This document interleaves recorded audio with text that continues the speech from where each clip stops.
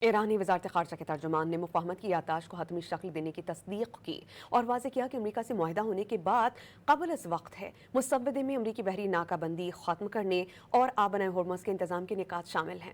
اسماعیل بقائی کے مطابق ایران اب مذاکرات کے موجودہ مرحلے میں جوہری پروگرام پر کسی قسم کی بات نہیں کرے گا۔ پاسداران انقلاب نے واضح کیا کہ امریکہ کے ساتھ معاہدہ ہوا تو بھی آبنۂ ہرمز ایران کے کنٹرول میں رہے گی۔ عباس عراقچی نے معاہدے کے لیے لیبنان میں جنگ بندی کے مطالبے کو جائز قرار دیا۔ ایرانی خبر رساں ایجنسی تسنیم نیوز کے مطابق عرب رہنماؤں نے ٹرمپ پر ایران جنگ ختم کرنے پر زور دیا۔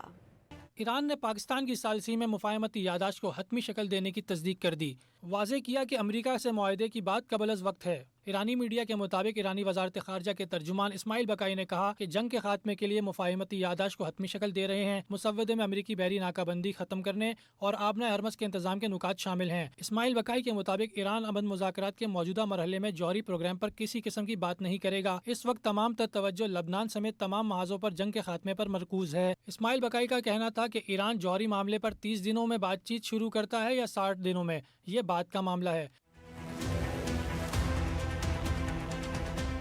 ادھر پاسداران انقلاب نے واضح کیا کہ امریکہ کے ساتھ معاہدہ ہوا تو بھی آبنۂ ہرمز ایران کے کنٹرول میں ہی رہے گی۔ ابراہیم ذوالفقاری نے امریکی صدر کے تازہ انٹرویوز کو پروپیگنڈا قرار دیتے ہوئے دعویٰ کیا کہ موجودہ مرحلے پر جوہری معاملہ زیر بحث ہی نہیں آیا۔ ایران کے وزیر خارجہ عباس عراقچی نے واضح کیا کہ امریکہ کے ساتھ کسی بھی معاہدے میں لبنان میں جنگ بندی شامل ہوگی۔ ان کا کہنا تھا کہ جب سے علاقائی ممالک نے امریکہ ایران کشیدگی کو کم کرنے کے لیے ثالث کے طور پر پہلی بار قدم اٹھایا، تہران نے اس بات پر زور دیا کہ کوئی بھی معاہدہ لبنان میں جنگ بندی کے قیام کے لیے لازمی ہونا چاہیے، جو ایک جائز مطالبہ